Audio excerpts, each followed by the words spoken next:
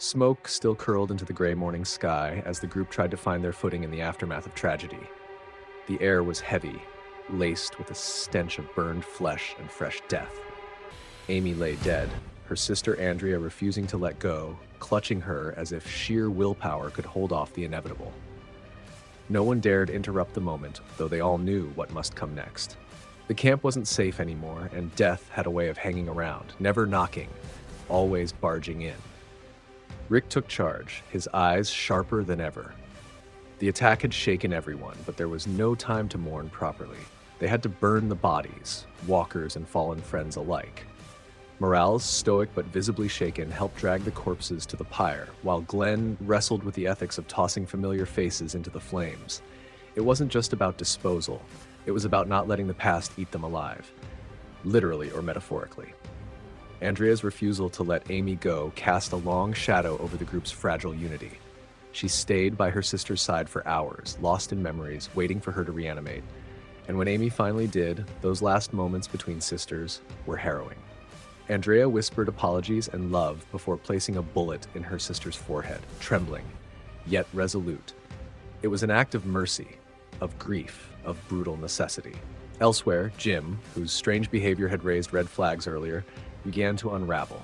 Digging feverishly, his hands raw and bleeding, he confessed in a burst of sorrow that he'd been dreaming of graves before the attack. As the group pieced together the timeline, dread settled in. He had foreseen the slaughter, perhaps not in detail, but in a fog of nightmares. The weight of guilt bore down hard, and Shane's patience ran thinner with each passing minute. Rick proposed a new plan: head to the CDC, hoping for safety or at least some answers. But Shane wasn't convinced. He saw the group splintering, torn between hope and realism. The growing tension between him and Rick boiled over, especially now that Rick had returned, reclaiming the role of leader and unknowingly complicating the affair Shane had with Lori. The way Shane looked at Rick was more than wary. It was lethal. The tipping point came when Shane, cloaked in anger and confusion, aimed his rifle at Rick in the woods. Dale, always watchful, caught the act from a distance. Though Shane backed down and played it off, the look in his eyes told a different story. One of a man unraveling, torn between loyalty, love, and jealousy. The group stood at a crossroads, both literally and emotionally. Morales and his family chose to go their own way, believing in a different kind of survival. They parted with hugs and warnings but underneath it all was the bitter sense that this was the last time they'd see each other alive. The convoy split, just like their hopes.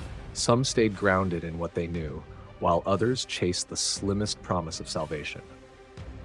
As they loaded their gear and buried their grief, the open road ahead shimmered with uncertainty. Rick's eyes never left the horizon, but his mind churned with the faces he'd left behind, the ones he couldn't save, and the ones that still needed him. The flames of the funeral pyre crackled behind them, casting long shadows on the earth. A grim reminder that, in this world, death doesn't just follow, it hunts. And with every mile driven, with every word unspoken, the line between man and monster thinned just a little more.